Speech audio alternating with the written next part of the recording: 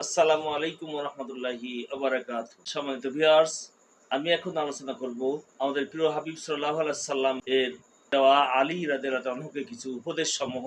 এর তৃতীয় পর্ব, আলী অপমানিত লোকের আলামত তিনটি। ১.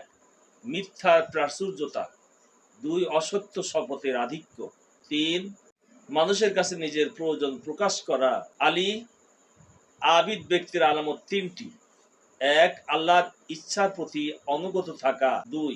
আল্লাহ সন্তুষ্টের জন্য নিজের প্রবৃত্তি দমন করা। ৩. আল্লাহর সামনে ইবাদতে দীর্ঘক্ষণ দাঁড়ানো। আলী নিষ্ঠাবানগণের আলামত ৩. ১. সম্পদ অপছন্দ করা। ২. প্রশংসা অপছন্দ করা। ৩. হারামকে অপছন্দ করা। আলী জ্ঞানী ব্যক্তির আলামত ৩টি। সত্য কথা বলা, হারাম থেকে বিরত থাকা, লোকের সামনে বিনয়ী হওয়া। আলী দানশীল ব্যক্তির আলামত ৩টি। ক্ষমতাবান হয়েও ক্ষমা করা। ২. যাকাত দেওয়া। ৩. সাদকা দেওয়া ভালোবাসা। আলী কৃপণের আলামত ৩টি। ১. কবরকে ভয় করা। ২. ভিক্ষুককে ভয় করা। ৩. যাকাত না দেওয়া। আলী ধৈর্যশীলের আলামত ৩টি। ১. আল্লাহর ইবাদতে ধৈর্য ধারণ। ২. আল্লাহর নাফরমানি থেকে বিরত থাকার ধৈর্য, আল্লাহর আদেশ পালনে ধৈর্য ধারণ। আলী ফাসিক লোকের আলামত ৩টি। ১. আল্লাহর কৌশল ও আযাব থেকে নিশ্চিন্ত থাকা।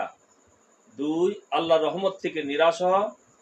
৩. আল্লাহর নির্দেশ মেনে নিতে ভয় পাওয়া। আলী কিয়ামত দিবসে আল্লাহ তাআলা একদল লোককে জান্নাতের দিকে যেতে নির্দেশ দিবেন। তারা জান্নাতের দরজার কাছে পৌঁছার পর তাদেরকে জাহান্নামের দিকে ফিরিয়ে নেওয়া হবে।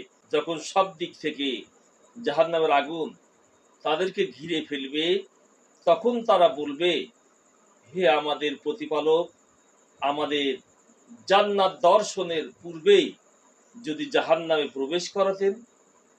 তখন মহান আল্লাহ বলবেন, আমি তোমাদের বেলায় এরূপই করতে ইচ্ছা করেছি, কারণ তোমরা জীবন কাটিয়েছ হারামের মধ্যে, মরেছ পাপাবস্থায়, আমার বিরোধিতা করেছ কবিরা গুনাহ করে।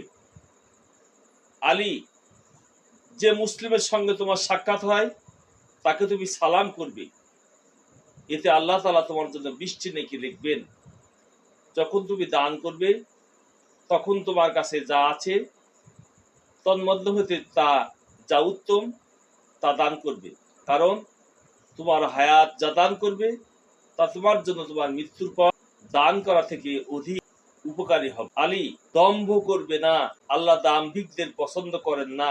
তোমার হৃদয়ে যেন ব্যথা থাকে, কারণ যার হৃদয় ব্যথিত তাকে আল্লাহ পছন্দ করেন।